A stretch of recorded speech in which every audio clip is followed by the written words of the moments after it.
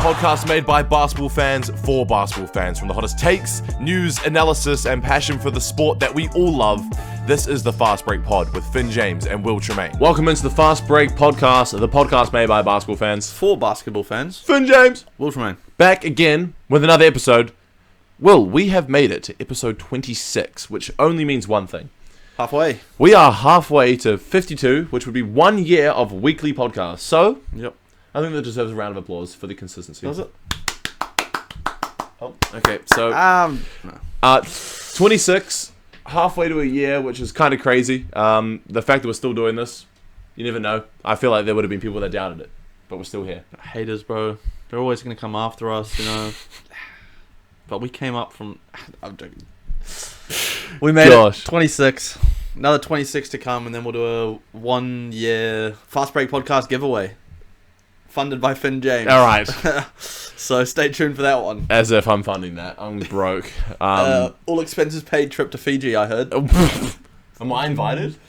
Nah, just someone else. Just the viewer. Yeah. And someone else. Yeah, you have to pay for them and a friend, of course. Well, that's not very fair. And it's not just for one person, it's for whoever likes the video gets a free trip. Alright, we're scrapping this. World news, Will. I feel like the last 24 to 48 hours has been pretty hectic. Where do you want to start? Yeah, some rugby, boxing, cricket, football. Let's start with Super Rugby, eh? Blues lost to the Highlanders. 0-2 to start the season now. Yep. Not what most Blues fans, like myself, were after for the start of the year. I wanted to see us, 2-0, as we should be. But no, it's looking rough. So hopefully we figure it out, get back on track. I think we're still going to make the playoffs, but there's other teams proving that they're going to be contenders for the chip this year. And the Highlanders, man, do they look good, Finn. They look very good. Shout out Caleb Tangito, Westlake boy on the wing, doing pretty well. And other games around, the Crusaders got an absolute hiding by the Chiefs, who... in my opinion, look like front runners to probably win the whole thing. But the Crusaders are 1-1. It's looking good as a Crusaders fan. I think we're going to have a far better year than we did last year, so that's very good. I think we'll make the playoffs. I think we definitely make the playoffs. Yeah. The Aussie teams are doing quite well too, Western which is cool to see. 2-0. Surprising, considering they've been pretty bad previous years. I think it's because, obviously, the Melbourne Rebels are no longer in the competition this season. So the Australian talent is more condensed into the 4 teams that are still remaining. So all of those Melbourne Rebels players have signed with one of the other 4 teams. Is it 4? Yeah.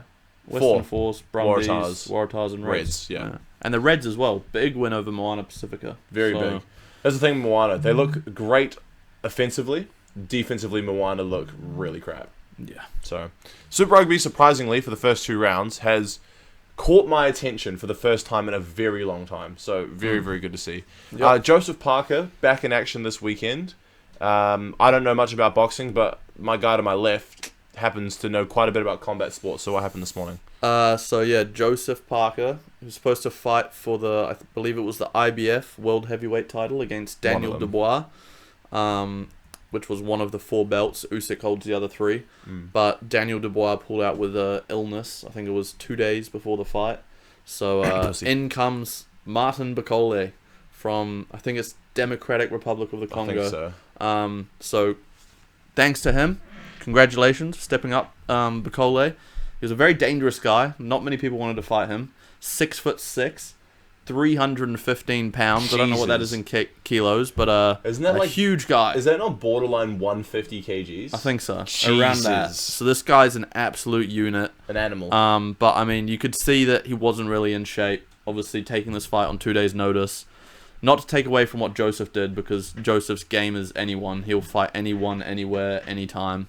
And he said yes in a heartbeat to Martin stepping in. And man, Joe did his thing. Round 2 knockout. I didn't see that one coming. I did bet on him to win by KO, so I'm happy about that. Oh, how much did you win? A good chunk of money then? I chucked a tenner on it and got $30 back, so that's all right. It's not bad. Nice little small one. Yeah, round 2. Did not see that one coming. Heard him, just clipped him on the temple with a big overhand right, and he just lost his equilibrium and fell over onto the canvas. So well done, Joe. Another win, and I think next it's only got to be either Dubois run that back, run rebook it, or Usyk. Got to fight for a world title. That's the only thing that's next for Joseph Parker, for sure. What a great run of form he's been in the last, I'd say, So good. year or two. Yeah. 2 Been years doing- since he started fighting in Saudi Arabia on these Riyadh season cards. It's just been amazing for him. That is the home of boxing now, 100%. Saudi, because there's so much money. Turkey, Al Sheikh. He must be so rich. He's Just just. they get paid millions to fight in Saudi, I mean, they have all the oil in the world, so I mean, they're just loaded with money. And he's obviously a big boxing fan, so he's just like, I want to watch boxing. I'll just do it myself and pay them. And Joe's probably making a fair few Oh pennies. yeah, they'll be making bank for sure. It It was funny. I saw when I was watching it. Guess who was sitting front row next to Oh my Eddie God, no, Hearn you- and you Frank told Warren, me, the you two told boxing me. promoters. You told me. I was like, wait, no, that can't be him. Winston Peters, Uncle Winnie, the man himself. Don't know what he was doing there, but he was sitting front row, right on the ringside, watching Joseph Parker. Crazy. Who would have thought? Yeah. How can he afford to get? No, he wouldn't have paid. He would have been like invited or something. Yeah. Besides the point, shout out to Joseph Parker. Great win. He's done an incredible run of form in the last year and a half. So shout out him. And Bivol beat Beterbiev in the rematch in the main event. Yeah. So he gets his belts back. They're 1-on-1 now. Maybe they'll have to do a trilogy to decide that one. How good. Bit of cricket for cricket fans, including myself. Champions Trophy in full swing now for sure. The Black Caps started their campaign, this tournament opener against the host Pakistan. Got a really, really good win against Pakistan on Wednesday night. And their action continues tomorrow night, Monday night. By the time this is up, it'll be almost for the time for the toss. They're playing Bangladesh.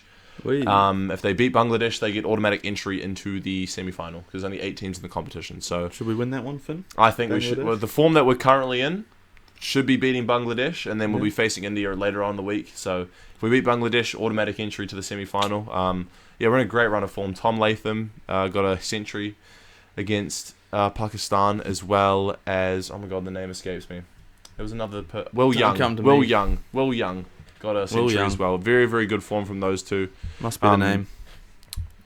Sure. The derby was last night between the Wellington Phoenix and Auckland FC. The third one. The third of the season. The third Kiwi Classico done and dusted. 6-1 win for Auckland FC. That's insane. Yeah, ridiculous. Not much else needs to be said about that. The Port was going crazy at Mount Smart Stadium. Did you see how many of their fans were out in town afterwards? Oh, yeah. So Will and I may have gone for an adventure to the Viaduct last night. You just walk around and see so many people in Auckland FC jerseys everywhere. Yeah. And this is at 1 o'clock in the morning. They all have this bunch of Auckland FC jerseys everywhere. It's crazy how dedicated their fan base is. Obviously a sold out Mount Smart Stadium. Top of the league. Genuinely look like they could go all the way in their inaugural year, which is insane. So good. Shout out Auckland FC. The Wellington Phoenix have been on a slippery slope this season, unfortunately. How? They're in the finals last year. I know. They were top of the league at this point last year, so crazy. Really unfortunate for Phoenix fans, but shame. I guess so. Bit of a shame. We're Auckland fans now. Yeah, I mean Auckland FC all the way. Not that I really support either team, just because football's not particularly my favourite sport, but it's really cool to see a New Zealand team do really well. And it's crazy. There's only one team in the NBL in New Zealand, the Breakers. I feel, and same with the Warriors in the NRL too. And obviously in the NRL, the Warriors and Kiwis have been trying to implement another team into the league. Yeah. Auckland FC has proven that there is enough fans and coverage and love from the rest of New Zealand public to have another team in a domestic Australian league. So I'm thinking maybe in the next 10 years we could see another New Zealand team in the NBL. Yeah, it just comes down to arena, really, a home Christchurch stadium have a for them to great play stadium, out of. But it's not big enough. It is definitely not big for enough. an NBL team, an NRL team. Well, I think the new stadium yeah. that's going up for the Crusaders. Definitely, you could chuck an NRL Wolfbrook team in Arena in Christchurch is by far big enough to host an NBL team for a season. I don't know. I reckon they play. Do they even sell out Breakers games there? It's a really good point. If you're not selling out Breakers games, doesn't really sell out Breakers games. Exactly. I don't know if we've shown as basketball fans enough yet to deem getting a second team in New Zealand. As much as I'd love to see one, I reckon there is a. But there's got to be another a chance. If one comes, you got to at least do renovations to Wolfbrook or build a new one. I think. Would you go? It'd probably be South Island Day. Christchurch or Wellington, obviously. Yeah, one of those two. One of the bigger cities. I reckon there's definitely space for a New Zealand team. Maybe not anytime soon, but I feel like in the next... I'd say in 10 years' time, especially if basketball continues to be New Zealand's biggest sport.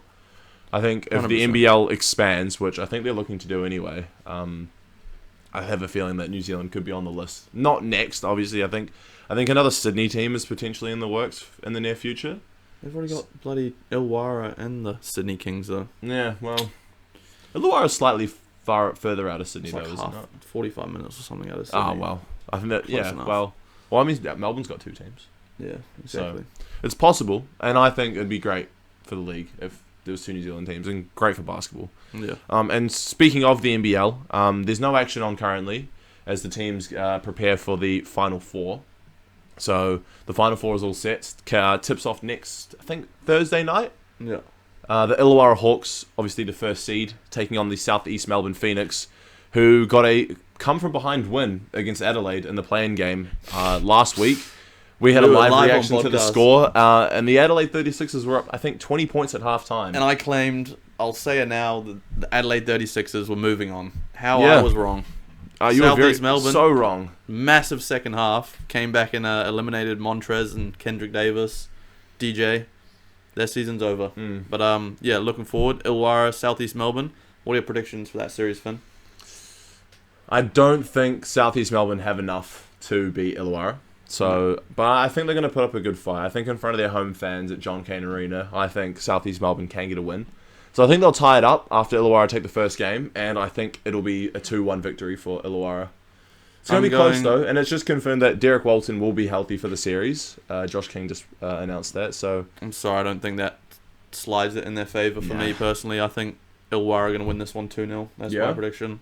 Okay. And Perth-Melbourne, I think... it's going to be a crazy series. I'm going Perth in 3 in this one. With Bryce Cotton, I think, at the helm. He's just going to take over in that Game 3 decider and drop 30 points, I reckon. This one's interesting, though. We spoke about it last week. Shea Lee winning Defensive Player of the Year. Obviously, his assignment for the next 2, potentially 3 games against Perth is stop Bryce Cotton.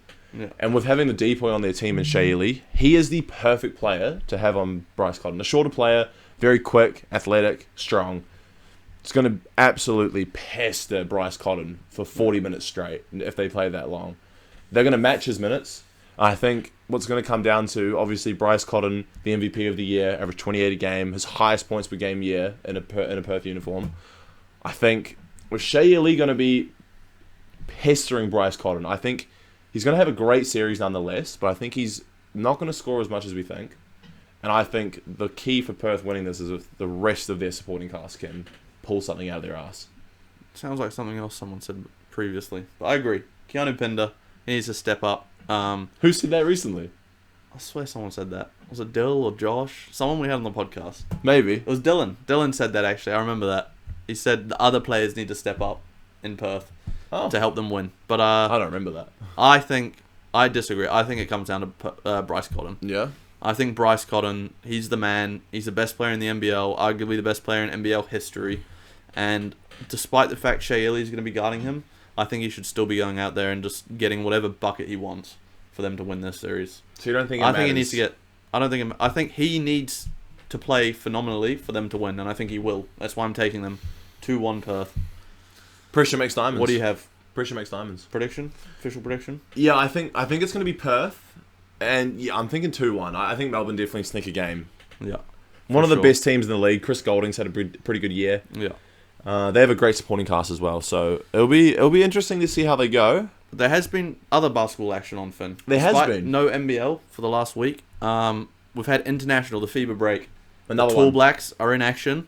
They've played 2 games so far, Hong Kong and Philippines. Yeah. Jordan Nata, I think he was like 7 for 9 from 3 I think in the 6 first of game. 7. 6 of 7, same thing. Bucket. Basically. Oh, bucket. Cooking. Do you know so they went over to Hong Kong. I think it was either Wednesday or Thursday night, I think. They went over to Hong Kong. Yeah. Not the greatest Tall Blacks outfit I've ever seen, I'll be honest. I think some players, like, Shea Lee still in NBL action. Sam Wardenberg was in there. That was good to see. Yeah, I think he got hurt in Hong Kong, though, which was not good to see. But he didn't play in this one, did he? No, he didn't. But they went over to Hong Kong. and got a 92-51 win in Hong Kong. 41 points. Yeah.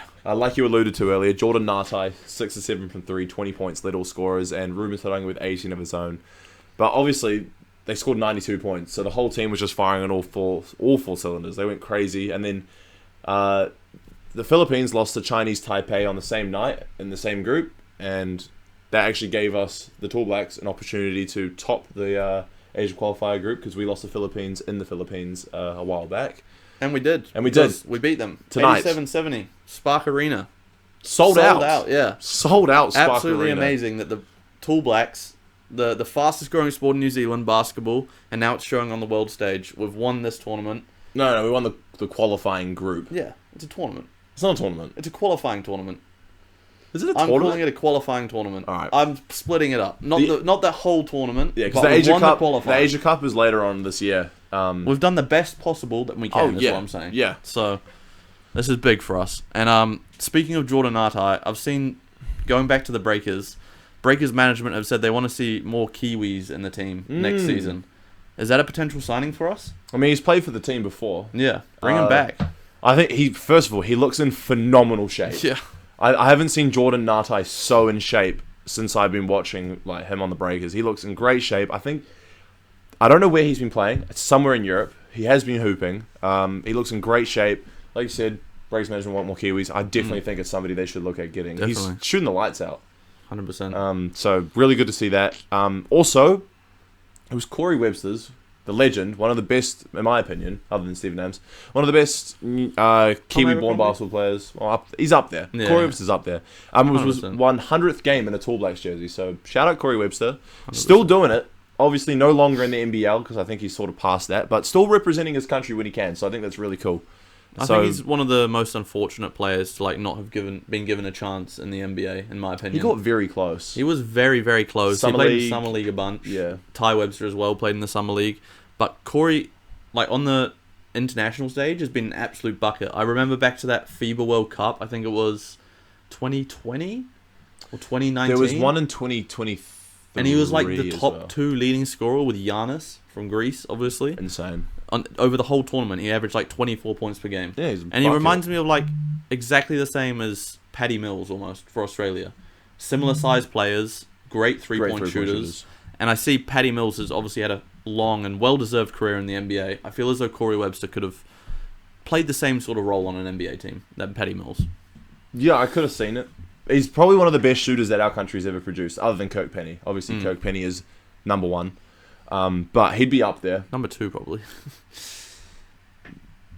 What, Kirk Penny? No, Corey Webster. Oh, number 2 shooter? Yeah, when you really think about it. The longevity that he's had. Yeah. Most of his buckets are from behind the arc. Yeah.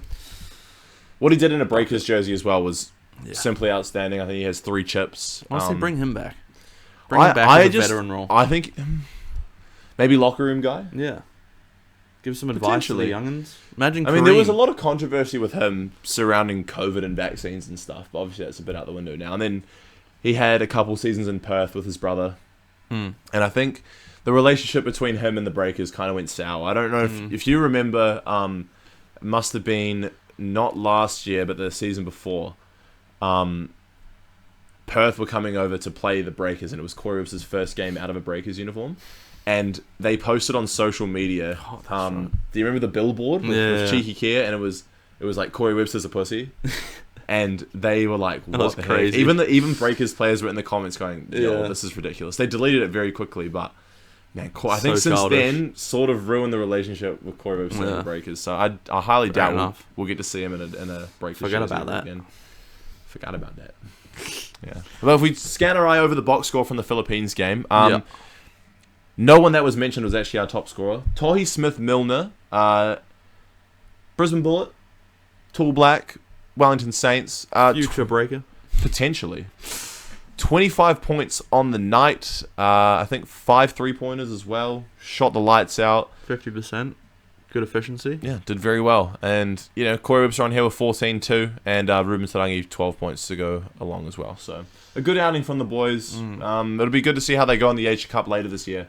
I think they have a genuine chance of probably taking it out. So, and I don't think Australia feature in the Asia Cup. So, the only team that could potentially actually take us quite far in a in a series, in a tournament, don't have to play. However, we're actually having mid-year, they're calling it the Trans-Tasman Showdown. I don't know if you've seen it, Will. I haven't seen that. It's a 3-game series between the Tall Blacks and the Boomers and the women's teams, the Opals and the Tall Ferns. That'll be good. Yeah, so they have 2 games in Australia and 1 game in Hamilton. Why'd Australia get to? I have no idea. And they're in really random places. It's in Hamilton, the Sunshine Coast. Where are they playing in Hamilton? Do we have an arena in Hamilton? They must. I think they play the Breakers in Hamilton once a year. Do they? I think so. Weird. Why not play it at Spark Arena? That's what I was thinking. Random ass place to have a Trans-Tasman Showdown. But yeah, they have 3-0 Australia. I hope not. If they have Kyrie Irving, it will be. That's for sure. Speaking of, you see that? You seen the reports? Yeah, he's keen to play for Australia. I saw a report from Olgun Ulick, the Shams of the NBL.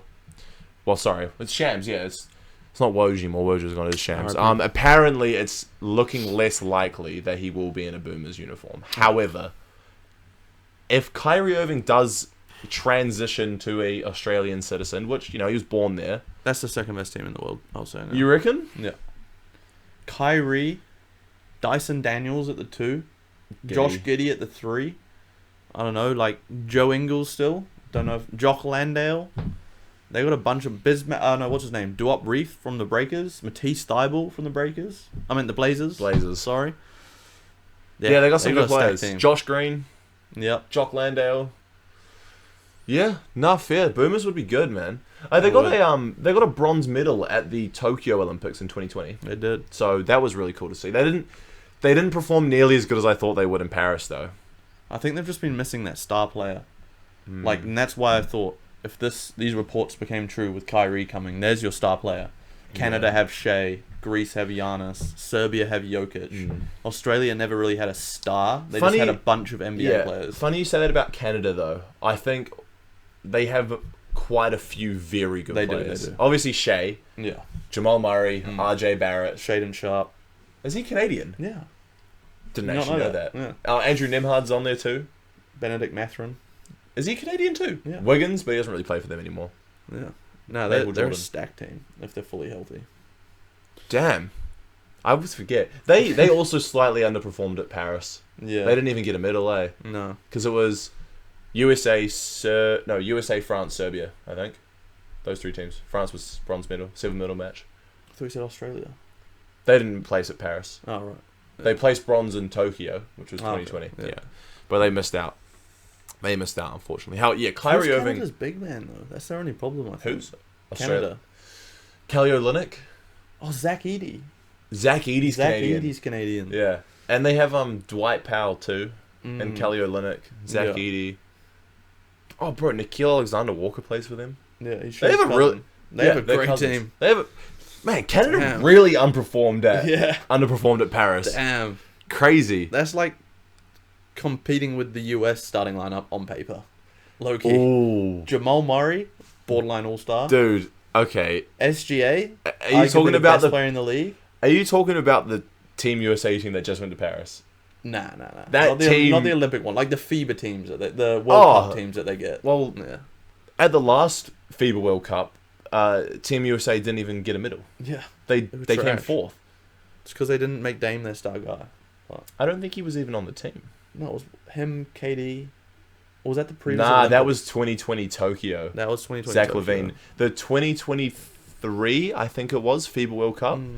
I think they had Brunson, Anthony Edwards, Walker Kessler, Austin Reeves was on the team, Cam Johnson. It was a pretty, still a great team. Had all-stars, Ant was on the team. Yeah. Obviously, he had a huge part in the Olympics too. But yeah, they missed placing at the World Cup, which was crazy. They lost to Canada in an overtime win in the bronze medal game. Yeah. And then, obviously, Germany won, which was nuts. Dennis Schroeder went ridiculous. That Wagner brothers? Yeah. That's the one thing I've noticed. That's the one thing I've noticed.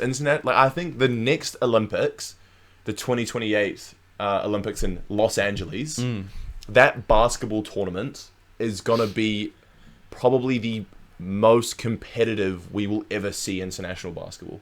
Well, not ever. It'll be the most competitive yet. But I think Oh, like, 20 it's gonna years get from now, better. it's going to get better. I mean, up to date. Yeah. I think 2024 Paris, I think that was the most competitive international basketball ever been. Obviously, they had the best, I'd say, since the Dream Team and the Redeem Team, that was the best Team USA's ever been. Yeah. Since those two teams. The So best great players seeing in them. the world on the come up at the moment now are all international players. Well, the last like It's 6 making it even. MVPs in the NBA are all Yeah, internationals. Jokic, Giannis, Embiid even. Shea, Canadian. Yeah. Like, it's ridiculous. Well, he's not an MVP yet, but... Mate, he's winning it this year. I think. Either so. way, it's him or Jokic. Yeah, an it's him or international player. Jokic. Embiid even. Although he's technically... Embiid's an American now. Yeah, that's a good point. How? I don't That's know. silly. I thought he was He gonna should play for Cameroon. You know what's crazy? Bro. I thought he was gonna play for France at one point too. Oh, yeah. Not Bro loyal, loves bro. jumping shit. Yo, Bro loves jumping shit. stick with your roots, bro. I agree, but stop playing with the damn thing on the Sorry, live bro. on the podcast. It's distracting me, live bro. on the podcast. We need to get this out of here. Next episode will be gone. Anyway. But LA 2028 is going to be insane. Yeah. 100%. And I it's weird. I don't know what the Team USA team's going to look like because obviously LeBron?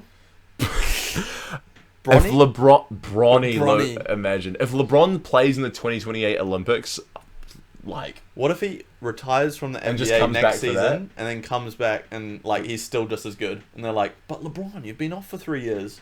We didn't think you were still good." And he's like, "Nah, I felt like retiring, but I'd still be the best player in the world if I wanted to be." That would be crazy. there's no way How old would he be? 44? 44. No, 45 almost. no, he'd be 43, wouldn't he? Oh, yeah. 2028. That's still stupid, bro. Oh my god. He could do it. I don't think he's going to get that much worse at basketball in 3 years. No, he probably won't. It's Crazy. his body if it holds up. Mm. Yeah. NBA news though. Now that NBA. we're on this massive tangent of American basketball. That went on for a minute. The only notes I have on here are Blazers huge win, Clippers suck, and Wemby's out. Yeah. Is that all that's really happened since the All-Star weekend? That's all that stayed in my mind. Yeah, so I'm sure. I put that down. Clippers suck. Standard. Mate, we've played one game since the All-Star break, and it was a 6-point loss to the Bucks. Yeah. And how They good suck. how did Dame play that game? I'll admit it. He played terribly in the first 3 quarters. Mm-hmm. 3 points, I believe, in the first 3 quarters combined. Terrible. But he showed up when it mattered. 15 points is what he finished with. So that means he scored 12 in the fourth quarter. Okay, fair enough. And couldn't miss from the free throw line. So Yeah. doesn't matter what you do in the first 3 quarters, as long as you lead your team to the victory in the final quarter, like he did. Great game from Dame. We're 15, still 7-7. We're still the 6th seed. I'm still happy with that. Fair If we enough. miss the play-in tournament, I'm happy. So that's what 7th and under, right? 6th and under. 6th. 7th is So not 10, play-in. 9. 8 and 7. So I got 6 and up. Yeah. So we're sitting currently out the play-in Yeah. tournament. You're currently good. I'm happy But you with won't that. be by the end of the season. I disagree. When's with Norm you. coming back? I think he's just soreness, so it can't be long. Soreness. Yeah. Soft. How did the Blazers win go though? I actually Oh my haven't even God, watched bro. it. So who did you play? What was the score? Who So played? being well? on a little bit of a slide. We won, I think it was 9 straight, 9 yeah, out of that- 10. we We were talked- the yeah. hottest team in the league. This might have been on the last episode I even. think it was the episode before. Yeah. Yeah. Since then, we lost like 4 straight, I think it was. Oof. Looked like we were going back to our old ways. Until today, biggest win in franchise history, 141 to 88. Insane. 53 points? Is that 53? I think so. 53 points. Yeah. That's nuts. Mass held up. Biggest win in franchise 53 history. points. 53-point win. The for Clippers had a Blazers win like that this season this against season the as well, Nets. Yeah. But for us, that's our biggest ever. Crazy. I did not think we'd be putting up 141 points on any team in the But NBA. which team was it again? The Hornets, to be fair. But, Yeah. like, still. I mean, they have LaMelo. Did he they play? have LaMelo, Did he yeah. play? I think he played. I didn't actually watch it. I was working. But Box score? Who played well? Tumani Kamara, he's continuing to look like the next superstar in the NBA. Okay. From Belgium as well, might I add. He's So that's a under- team to okay, watch so- for. He's so underrated. Chill superstar, but a severely underrated player. So underrated. He's like, I think, 3rd or 4th in the NBA in defensive efficiency overall. He can Damn. sit every single night. He guards the opposite team's best player every single possession. Always getting deflections, steals. He's averaging like 10 points per game, but that's because he's obviously playing behind other guys. I've seen people comparing him to Jimmy Butler. So if he ever turns into something like Jimmy Butler, man, I'd be happy. Interesting. Yeah. And then Fair. Anthony Simons played well. Everyone my played well, fantasy. really. Yeah. Yeah, how good. But Great to see. I'd say the biggest news in the last 7 days, though, which Ooh. I think every NBA fan is probably quite sad about the situation that's happened with Victor Wembanyama. So, following the All-Star break, returned to San Antonio and was diagnosed with deep vein thrombosis. Blood clot, essentially, in his shoulder. And to get rid of that or cure that, you need to take blood-thinning medication, and you're not allowed to play any contact sport or anything because it can, burst your veins and stuff, I think, or something bad. So he's essentially out for the entire season. So a bit of a, I wouldn't say shock. Well, yeah, it's a shock, but for all Spurs fans, very unfortunate considering the pickup of De'Aaron Fox. I honestly thought they would probably be sneaking into the play quite easily. Yeah.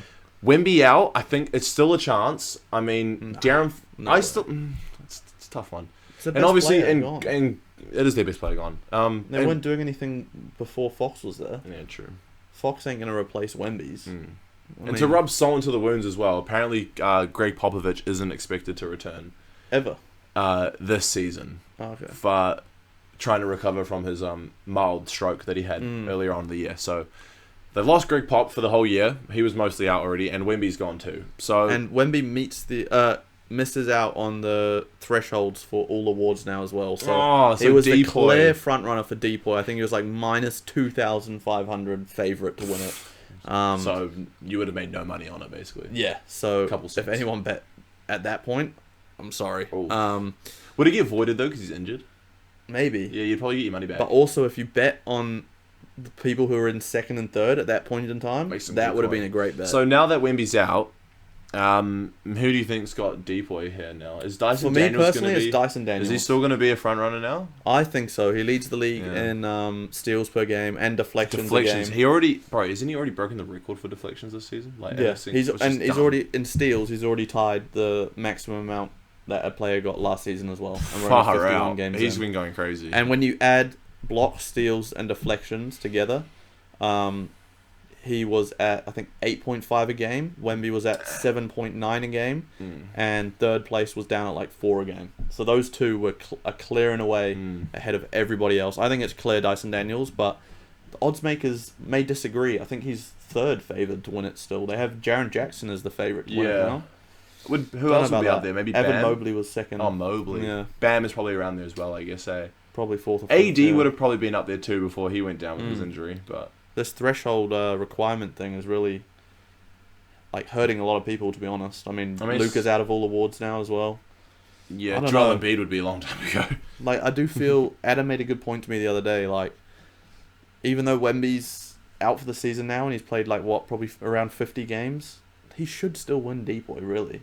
He was the clear and away favorite. Is it 56 games 65. You have to play? Is it 65? 65. That's a lot. That's a lot of games. But even though he's not playing, he's still clearly proved that he's the best defender in the NBA this year. Yeah, it is rough. Not sure how I feel about that. And this whole blood clotting thing, it's actually something to worry about, from my point of view, because look what happened to Chris Bosh. Yeah, I was going to say, did Chris Bosh suffer from... And didn't... Blood clots? Yeah, did LaMarcus Aldridge get something along that as well when he was on the Nets? Or was it something to do with his heart? Might have been something to do with his heart.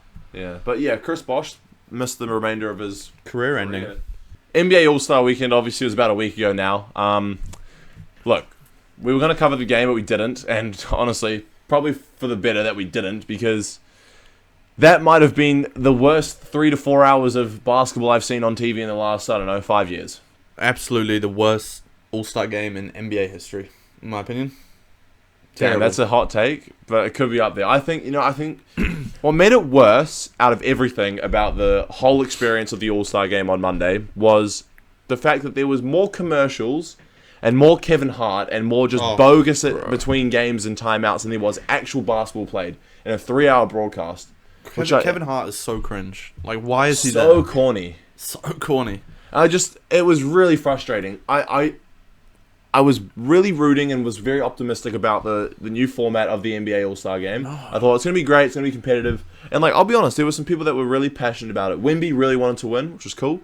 Did you see how annoyed he was when they lost? Yeah, he swiped the air. But the one thing that really grinded my gears about the whole thing was the fact that there was more, just everything other than basketball, there was more than that. And the whole thing is supposed to be about the best of the best playing against each other. They're not playing for not long enough. No. First to 40, it's no basketball. How do you determine a proper All-Star Game MVP? You can't really. Stupid. So I'm at this. I think both of us would be at this point now where cool they tried something, it didn't work. Maybe not revert back to an older format, but try something again. I think that one All-Star game they had, I think it might have been in 2022. Kobe? Where it was like the Kobe Bryant one, where it was 24 points on top of the highest score in the fourth quarter wins, and LeBron hit the fadeaway against Steph. Yeah. That was a great All-Star game. That was good. I think they could go back to something like that, where it's 3 quarters of just fun, entertaining basketball, and then have 1 quarter where they're actually trying to win. You know what I want to go back to, Finn? East versus West. I think there was nothing wrong with East versus West. For like 20 or 30 years, that's how it was. I don't know the exact amount of times that we played that, but I didn't see what the problem with that was. Obviously, as the years went on, teams became less and less competitive in trying to win. I think just give them like a money incentive or something for the winning team. Yeah. Not that they really need more money. They already make millions of dollars a year. But Or take it out of their contracts even. oh my god. The team that loses, like, has to give $1 million out of each of their contracts. Because they're all on bank. Do it. And then after the game, just be like, we were joking. We just wanted you guys to play. Oh my god. Hashtag make the NBA All-Star weekend great again. I personally think they should put the NBA All-Star weekend. They need to think about this. It hasn't been good for a number of years. Let's scrap 3 days. Go down to 2. I think the celeb game is outdated. No one really cares about it anymore. Like, they have YouTubers and Twitch streamers playing it now. Like, I think it was really cool when you had people like Justin Bieber and J. Cole and Rappers Usain Bolt and everything. Like, I guess that was quite cool. There's people in the celeb game that I have never even heard of before. Yeah. So I think they need to scrap the celeb game. I think Rising Stars is cool. They can keep that. Skills Challenge, I think, could be taken away. Yeah, and do not ever put the Rising Stars up against the All-Stars never again. Ever again. Never again. Please. I know they put up a good effort, but that's because they were trying 100%, and the All-Stars were kind of taking it chill. I don't want to see Rising Stars playing the best players in the league. They are not deserving All-Stars. I'm sorry. Maybe some of them down the line, they'll deserve... Like, they'll become All-Stars themselves, and they'll get to have that right to play in an All-Star game. Yeah. Not as Rising Stars, where you've just been chosen for nothing. I agree. I don't think it was needed. It was weird, because, like, does that make those Rising Stars players All-Stars now? No. Exactly. 100% not. But like, why do they get to play then? And imagine if they'd won the whole thing. Imagine. Oh, it would have been an absolute joke. It would have been such a joke. Because then a player from that team would have to win All-Star Game MVP. Think about that. A rising Stephon Castle's the All-Star Game MVP. They definitely need to change it. I think they shouldn't get rid of it. I think it's a great break for the players. There is entertaining aspects about it. Obviously, Mac McClung saved the dunk contest. We talked about it last week. I think they need to keep that. They need to incentivize more players to do the dunk contest that are going to make it cool. Mac McClung's, before him, it was trash. The three-point contest, it's okay. I don't mind it. It hasn't really changed much. It's getting a bit boring. Just be the best three-point shooters in the NBA that compete in it. I mean, it is, really. Yeah, but, like, no Steph. Steph should be in it. He must have opted out. Yeah. But I think they need to reevaluate the entire weekend because, personally, I think it's not really working anymore. So, but I do think they should have done something for Shaq, Chuck, Kenny, and Ernie. Obviously, it was their last year on the TNT broadcast. So I like how they did something for those guys, but they went about it the wrong way. They should have just done like Shaq and Ernie versus Chuck and Kenny, and the two of them team up and each draft a team of the All-Stars. Yeah, that would be a traditional All-Star game. Yeah. Instead of team captains. I would have just liked to see that. I think they're going to change it. I 100%. Surely, there was so much hate for it on Twitter. Second worst viewership ever as well. Really? Yeah. Oh, well, there you go. They got to change it. The fans have spoken. They got to change it. And the fact that you had snubs like LaMelo Ball as well. He should have been there, in my opinion. Yeah. Tyrese Maxey as well, though. He was cooking. Yeah, good point. There's always going to be snubs every year in an All-Star game. Like, the most entertaining thing about the All-Star game now is before the game even starts, just about voting and who makes the team. Yeah. That's more entertaining than the actual All-Star game, in my opinion. There is more chatter surrounding who is an actual All-Star and who gets voted in and why, and who gets snubbed, than chat surrounding the actual game. Yeah. Because the game is so bogus. And it was just all about, if you guys watched it, it was just all about get Steph Curry the ball to chuck up a ridiculous three. Well, yeah, it was written in the stars. You might as well have bet on... You should have put your house on Steph Curry winning All-Star MVP in San Francisco. Yeah. It was ridiculous. He shot Absolutely abysmal. He shouldn't even been in the All-Star game. He's averaging 21 points a game. Yeah. No, you're right. Why are you laughing? You're being completely honest. The Warriors are not good. He's averaging 22 a game. Someone like Norman Powell should have been in the All-Star game over Steph Curry. 100%. You know what also might have sucked about the All-Star game that might have gone under the radar? LeBron James didn't play. Oh, I honestly think if LeBron played, it would have been different. Yeah. Is that crazy to say? One player could have completely changed the NBA All-Star game for me? One singular player? No, it would have been different, but at the same time, like, LeBron's just a terrible person for doing that. I'm sorry. Like, why are you pulling out on game day, taking away an opportunity from someone else to become an All-Star? He probably knew that he wasn't going to play in this, like, a week before the game You reckon started. he knew? What, so he just woke up on the morning and he was like, I don't want to play today. Is that how it went down? Stupid. I'm thinking he wanted to play and was hoping day of that he would be ready to play. And then his trainer was like, you're not playing. But he should have, if he'd just gone back and just said, I'm not going to play, he'd still be an all-star technically, just not play. And then he would have given another opportunity to someone else to become an all-star. Yeah. It was rough. Like Norman Powell. Norman Powell would have replaced him, I think, too, which is unfortunate. Would have been. I think he would have. Norman Powell? I think Norman Powell would have been the next up. DeMontis Sabonis? De'Aaron Fox? That's a good point. Maybe. But it was Norman would have been terrible. most. I think Norm's would have been most deserving. But you had Harden already. You had an all-star. We did have an all-star. That's the problem. He didn't do anything. He didn't. It was terrible. Yeah. Well, there wasn't enough time or ball for him to do anything because they First only of all- played for about 20 minutes. Yeah. Total. That was Like, across yeah, the two total. games. This was across 2 games. Yeah. It was dumb. Terrible. Bring it back. East versus West. I want to see Kyrie Irving cooking up like he did in his All-Star Game MVP. Like, cooking up Dwight Howard back then. Like, that was cool. And the Rising Stars Challenge used to be so good as well. Do you remember Dion Waiters versus Tim Hardaway Jr.'s like back and forth in the yes. Rising Stars Challenge? Maybe like, I don't know, 15 years ago? Yeah. And then when they wore Kyrie their own Irving, jerseys? yeah, and Kyrie Irving broke Brandon, I think it was Brandon Jennings or Brandon Knight, broke his ankles on a step back. Like, that's not happening anymore. Nah. Like, it was great fun to watch. All-Star Weekend's fallen off, bro. But episode 77, 52 weeks from now. It's great math. Stay tuned. Great math. Nah, wait. 78. True. Episode 78 of the Fast Break Podcast. We'll be breaking down All-Star... Where is the next one? I have Is it no LA? idea. I think it's LA. I don't care either. LA, Chances are I might sleep through 25-26. it. I might not watch it. If they go back to East versus West, better believe I'll be watching. But if they stick with this format, I'm boycotting it.